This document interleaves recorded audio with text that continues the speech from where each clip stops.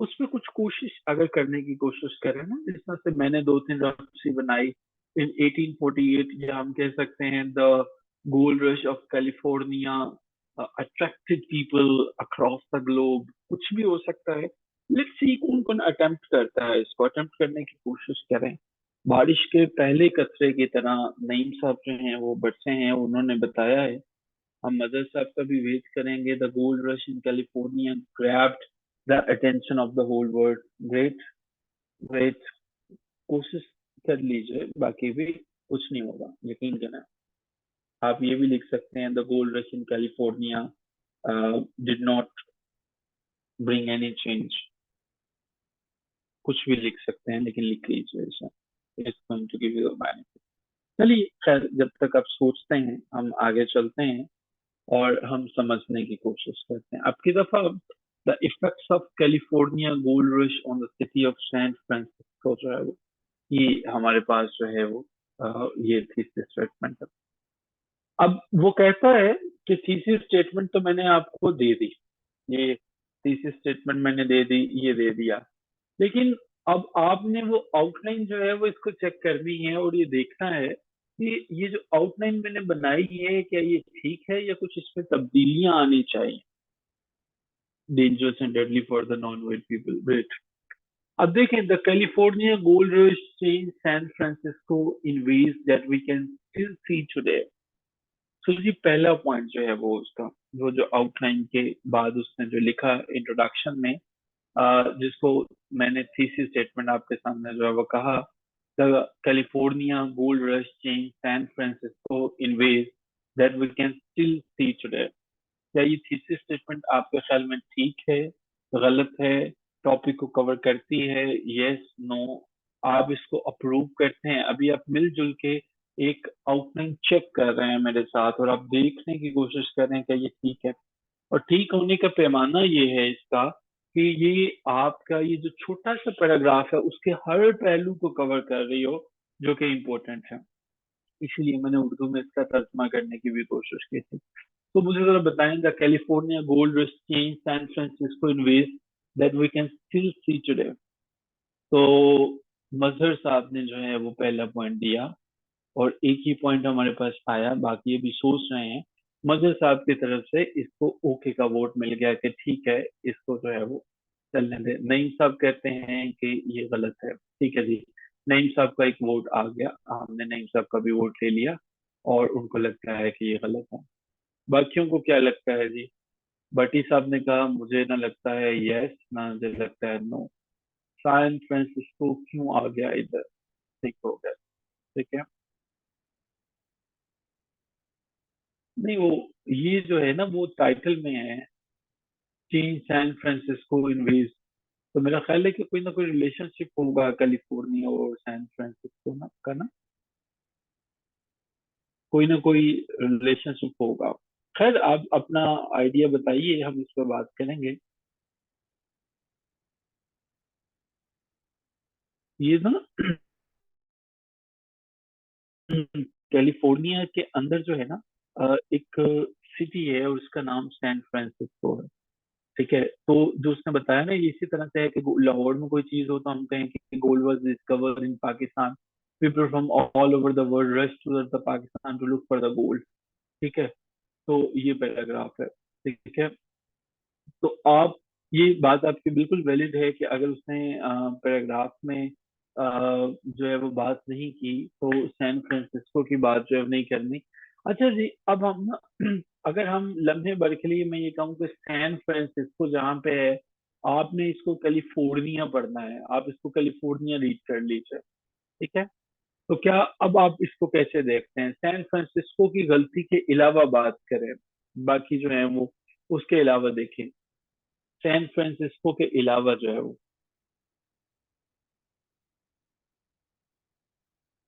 बाकी क्या लगता है आपको?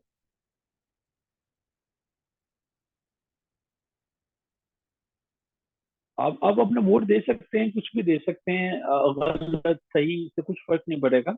आपने बताना है जैसे ये क्या है। अगर आप गलत कहेंगे तो ऑब्वियसली वो जो भी उसका सही आंसर होगा वो मैं बता दूंगा। चले, तीन चार बहादुर लोगों ने आंसर दिया, हम उन्हीं के आंसर पर फिर रिलाई करते हैं। बाकी जो है वो शक्ल शाह को लगता है। अच्छा जी, मुझे लगता है कि ये बिल्कुल ठीक है। मुझे लगता है कि ये बिल्कुल ठीक है। आप मेरे पॉइंट से इख्तलाफ बिल्कुल कर सकते हैं, लेकिन मेरे पास मेरी अपनी वजूहात होंगी जिनकी बुनियाद पे मैं कहूँगा। और अगर आप उस पे इख्तलाफ करेंगे तो डेफिनेटली मुझे अच्छा लगेगा, और हम उसको मिलजुल के समझने की कोशिश करेंगे। अच्छा जी, मुझे ये क्यों अच्छा लगता है, या मुझे ये क्यों लगता है कि इसने जो है वो पूरी बातें की हैं, वो सबसे बड़ी पहली बात ये है कि मुझे लगता है कि द गोल्ड रश जो है ना इसके अंदर, वो मेन पॉइंट है जिसे उसे कवर करना है। दूसरे नंबर पे people from all over the world rush to California है, इसको उसे कवर करना है, और गोल्ड का जिक्र होना चाहिए। ठीक है, मुझे ये लगता है। तो ये तीनों के तीनों कीवर्ड जो है वो मुझे मिल गए इसमें। The California, gold rush, change, हमने अभी के लिए सैन फ्रांसिस्को को इग्नोर किया ना, in ways that we can still see today. तो मुझे लगता है कि हाँ बिल्कुल ठीक कह रहे हैं, ये ओपन टॉपिक है हिस्ट्री का। तो मुझे लगता है कि ये ठीक है। तो हमने एक नतीजे पे पहुंचे। वो नतीजा ये है कि हमारी आउटलाइन या थीसिस स्टेटमेंट जो है, थीसिस स्टेटमेंट और टॉपिक सेंटेंस जो है, थीसिस स्टेटमेंट में वो तमाम की तमाम चीज जो है वो होनी चाहिए कि जिसके कीवर्ड जो है वो हमारे पास पूरे ऐसे में नजर आए। अभी के लिए हमने समझने के लिए ये चार लाइनों का एक ऐसे में समझा हुआ है, पांच लाइनों का ना, कि ये पूरे का पूरा ऐसे है। अब इस पूरे के पूरे ऐसे के अंदर इसी फ्रीक्वेंसी से जो थीसिस स्टेटमेंट वाले वर्ड्स हैं वो नजर आने चाहिए। क्लियर? आप यहाँ तक क्लियर है? अब आगे चलते हैं जी। ये जिनका पॉइंट था, जो अगर डिसएग्री करना चाहें वो बता सकते हैं, वो अपना काउंटर पॉइंट दे सकते हैं, और हम उनसे समझने की कोशिश कर सकते हैं कि उन्होंने क्यों डिसएग्री किया। अब दूसरा है जी, history of the gold rush. क्या ये दूसरी मेन हेडिंग यही बनती है, history of the gold rush? क्या आप इसके साथ जो है वो ओके हैं? ओके हैं history of the gold rush?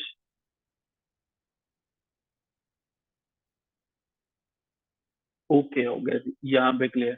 अच्छा जी, उसने सब हेडिंग पहले दी 1848, क्या इसके साथ भी आप ओके हैं कि सब हेडिंग पहली जो है वो 1848 ही आनी चाहिए? ठीक है। अच्छा जी, gold was discovered near San Francisco, the US president tells the country that there is a gold in California. I am sure आप इसके साथ भी ओके होंगे। दूसरा पॉइंट है जी बी वाला, 1864 द गोल्ड रश एंड्स। और तीसरा पॉइंट है 1849 the gold rush begins as people from all over the world to go to California to look for gold. Gold is very easy to find. तो क्या B और सी दोनों के साथ आप फाइन हैं? इज इट ओके कि इन्होंने जो बी और सी में बात कही वो उसके साथ इत्तेफाक करते हैं हम? सादिया निसार साहिबा, नईम साहब, बी इज नॉट ओके, वजह क्या है जी? इंश्रा, सादिया निसार, क्यों आप बी के साथ ओके नहीं हैं? ओके। Okay, great. हमारे जो हैं यहाँ पे हमें एक प्रॉब्लम नजर आ जाती है कि ये कैसे मुमकिन है, 1864 कैसे पहले आ गया? यहाँ पे तो 1849 को पहले आना चाहिए था। तो अगर हमें हमारी आउटलाइन में हमने ऐसी गलती की तो ये एक ब्लंडर होगा, इसे हमें इग्नोर करना है। ठीक है जी, अब हमने ये सीख लिया कि हमें जो है वो बी को सी के साथ चेंज करना है, फिर ये हमारे पास ओके आ जाएगा। अच्छा, एक चीज और भी आपने ध्यान रखनी है, कोई ऐसा पॉइंट तो नहीं है जिसकी जरूरत नहीं थी और वो ऐड कर दिया गया हो। ठीक है। अच्छा जी, आगे चलते हैं। तो डी है जी, 1850 gold become more difficult to find, big expensive machine are no needy to find gold. D वाला जो है वो, इज इट फाइन?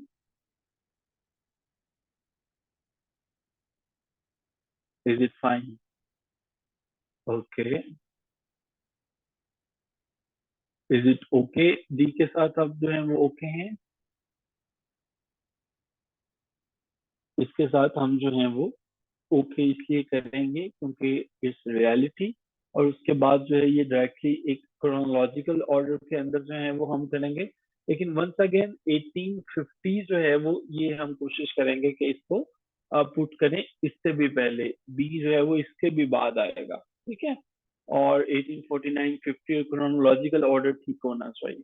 अच्छा, ये gold rush in other countries, Australia, south Africa, Canada, जरा मुझे बताएं कि क्या इसका जिक्र करना यहाँ पे जरूरी है? इज इट रेलिवेंट और irrelevant? Gold rush in other countries, क्या ये किसी तरह से भी आपके टॉपिक से जो ऐसे आपने लिखना है उससे ये रिलेटेड है कि ये बात आप बता सकें? इसकी जरूरत नहीं। तो आप कथन वो बातें नहीं लिखेंगे, you are not going to write anything that is not required in your answer, ठीक है। आपने हरगिज हरगिज हरगिज वो बात नहीं लिखनी जो कि रिक्वायर्ड नहीं है। अच्छा जी, हमारे पास यहाँ तक क्लियर हुआ। Effects on San Francisco today, is it fine? क्या ये मेन पॉइंट ठीक है? Effects on San Francisco today. अच्छा जी, पहले मेन पॉइंट ही देख लेते हैं। इफेक्ट, अच्छा जरा मुझे बताइएगा, आपने इफेक्ट पढ़ा था, क्या होता था डैश एंड डैश जो है वो अगर आपने पढ़ा हो, डैश एंड डैश, क्या पढ़ा था आपने? डैश एंड इफेक्ट्स, क्या खाली जगह में आएगा डैश में? कॉज एंड इफेक्ट पढ़ा था गालिबन आपने, कॉज एंड इफेक्ट। अच्छा, अब जरा ये देखिएगा, ये इफेक्ट किस चीज का हुआ? Effects on San Francisco today. क्या आपके माइंड में नहीं लगता कि अगर किसी बंदे ने पहले इफेक्ट्स पे बात कर दी है, ये गलत कर दिया है, ये तो कंक्लूजन के करीब जाके आता है। देखें, मैंने एक मेडिसिन ली, मेडिसिन लेने के बाद उसका जो इफेक्ट होगा वो तो डेफिनेटली मैं इन पे बताऊंगा कि मुझे क्या इफेक्ट हुआ कंक्लूजन के करीब जाके। मुझे मेडिसिन लेनी क्यों पड़ी वो तो मैं पहले बताऊंगा यहाँ पे। अब यहाँ पे हमारे पास जो है वो effects on San Francisco today है, और नंबर 4 पे है चेंजेस इन कैलिफोर्निया इन 1800, ठीक है। आपको क्या लगता है कि क्या यहाँ पे कोई गड़बड़ है, या मुझे लग रहा है, या आपको लगता है कि क्या इनको इंटरचेंज होना चाहिए दोनों को, 3 और 4 को? यस, नो, इन दोनों को बदलना चाहिए। चेंजेस इन कैलिफोर्निया जो है वो पहले आएगा, इफेक्ट्स उसके बाद आएगा, ठीक है। चेंजेस हमें पहले आना चाहिए, फिर इफेक्ट्स जो है वो उसके बाद आना चाहिए, फिर हमें पता चलेगा, ठीक है। अच्छा जी, ये हमारे पास अब देखें, people still come to San Francisco hoping to get rich, computer industry. अब मुझे ये बताएं, इज इट फाइन, आप इस जस्टिफिकेशन के साथ ओके हैं? People still come to San Francisco to get rich, computer industry, क्या ये एक सिंगल जो है वो एक्सप्लेनेशन काफी है, या इसको जो है वो मजीद इनहेंस करना चाहिए?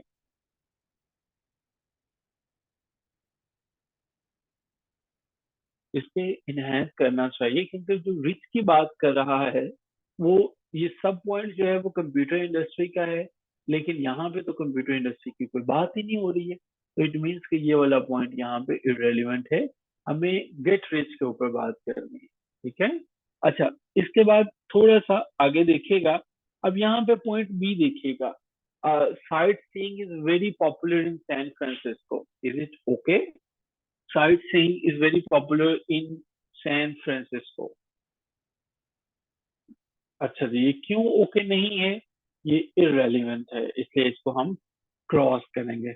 अच्छा, ये मुझे बताइएगा, San Francisco is still an expensive city, क्या ये हमारे पास जो है, is it fine? Point C,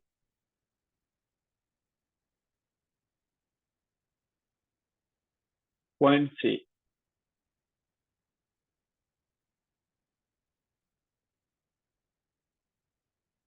hmm. अच्छा जी, ये पॉइंट जो है ना, सैन फ्रांसिस्को में गोल्ड डिस्कवर हुआ, ये तो बात समझ में आती है कि वो एक्सपेंसिव सिटी है। अच्छा, इन तीनों में से मुझे बताएं कौन सा ऐसा पॉइंट है, अगर आपको रिमूव करना पड़े, एक पॉइंट आपने रिमूव करना है कि चले ये वाला सबसे बुरा पॉइंट है, इसको रिमूव करना है, इन तीनों में से कौन से वाले नंबर को रिमूव करेंगे? तो ये वाला पॉइंट जो है वो नहीं होना चाहिए, बिल्कुल सेंस जो है वो मेक नहीं करता। वेरी गुड इंस्ट्रा। Yes, it is number 3। Many new fast food restaurants sell cheap hamburgers.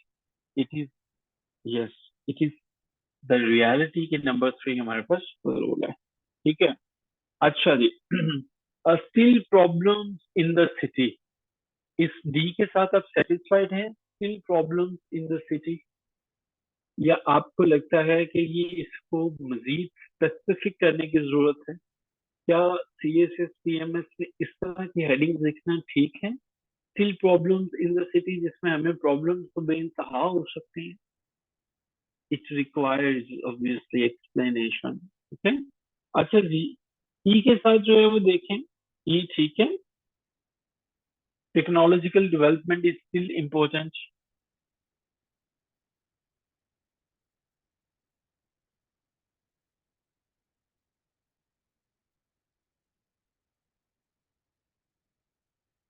E is fine. और there is no gold mining today. ये हमारे पास जो है इसको सेपरेटली लिखने की जरूरत नहीं है। Character of San Francisco today. All right. इसको भी जो है वो देखने की जरूरत है कि character of San Francisco today जो है वो क्या है। ये भी हमारे पास जो है the special personality of San Francisco can be traced in the part of the famous folder. Okay, very fine. ये ओके एंड वेल, ये हमारे पास जो कंक्लूजन है इट इज फाइन। ये है जी हमारे पास एक आउटलाइन जो है वो। अब करना ये है कि 1987 का पेपर जो है वो कल अटेम्प्ट करना है। उसमें से कोई एक टॉपिक उठाना है, उसकी आउटलाइन बनानी है, सबमिट करवानी है। संडे वाले दिन 1988 के पेपर को उठाना है। उसकी जो आउटलाइन है उसमें से कोई टॉपिक में से कोई एक पेपर का टॉपिक उठाओगे, उसके ऊपर आउटलाइन बना के सबमिट करवाओगे। मंडे वाले दिन इंशाल्लाह जितनी वोकैबुलरी के वर्ड हो चुके हैं फर्स्ट मई से लेके जब तक हमने ये किए हैं 4 तक जो है वो, प्लस बल्कि ऐसा कर लें, थोड़े से डेज हमारे जो हैं वो मिस हुए 29 अप्रैल से। ठीक है, 29 अप्रैल, 30 अप्रैल और फर्स्ट, सेकेंड, थर्ड, 3 तक ये जो 5 दिनों की वोकैबुलरी है इनका जो है वो एक टेस्ट हो जाए। ठीक है। उस टेस्ट में जो है आपको सुइटेबल वर्ड जो है वो पुट करने पड़ेंगे। ठीक है, मल्टीपल चॉइस नहीं होंगे। मुमकिन है कि एक पैराग्राफ होगा, उस पैराग्राफ के अंदर आपने जो वर्ड याद किए हुए हैं वोकैबुलरी के वो उनके साथ फिल होगा। ठीक है। ट्राई करेंगे कि शायद कोई हिंट आपको दिया जा सके। ठीक है। तो हाँ, मजर आप बिल्कुल ठीक कह रहे हैं। ऐसा ही है, मेरा भी यही ख्याल है। तो पहली असाइनमेंट ये थी कि नंबर 4 पे जो हमारे पास ये क्वेश्चन है इस किताब का, ये आपने इसको अरेंज करना है। ये पहली असाइनमेंट है। नंबर 2 पे असाइनमेंट ये है कि आपको एक आर्टिकल आएगा, वो आर्टिकल आपने पढ़ना है। नंबर 3 पे असाइनमेंट ये है कि 1987 में के पेपर में से कोई एक टॉपिक उठाएंगे, उसकी आउटलाइन बनाएंगे। नंबर 4 पे असाइनमेंट है 1988 का बनाएंगे। नंबर 5 को मंडे को हमारा एक जो है वो टेस्ट होगा, जिसमें जो वोकैबुलरी और फैक्ट ऑफ द डे आप याद करते रहे हैं उनको देखा जाएगा। ठीक है। That's all. Remember one thing, आपको कोई भी इंग्लिश ऐसे पढ़ाएगा, जब तक आप अपनी प्रैक्टिस नहीं करोगे आपको कतई ये मुमकिन नहीं है कि आपको चीजें याद होगा। ठीक है। अपना बहुत सा ख्याल रखो और कोशिश करो कि इस पर जरूर काम करें। So best of luck to all of you and hope to see all of you inshallah on Monday। और जिनका PMS है 16 से ऑनवर्ड जो है स्पेशली वो खास तौर पे इन तमाम चीजों को देखें, और कहीं पे डिफिकल्टी फील करते हैं तो वो जरूर बताएं। टेस्ट जो है वो हमारे गूगल फॉर्म्स पे होगा मदरसा, उसका लिंक आपके साथ शेयर कर दिया जाएगा क्लास से पहले आपके ग्रुप में। उसका एक टाइम होगा, गिवन टाइम पे ओपन होगा, गिवन टाइम पे क्लोज होगा। टाइमिंग सब चीजें आपको इंशाल्लाह कम्युनिकेट कर दी जाएंगी और वहीं पे होगा। ठीक है। तो लीजिए ब्यूरोक्रेट्स, मुस्तकबिल के ऑफिसर्स, इंशाल्लाह hope to see all of you in next class. Till then, take care of yourself and have a good night. खुदा हाफिज। Stay blessed, mother. Stay blessed. May Allah bless you. खुदा हाफिज।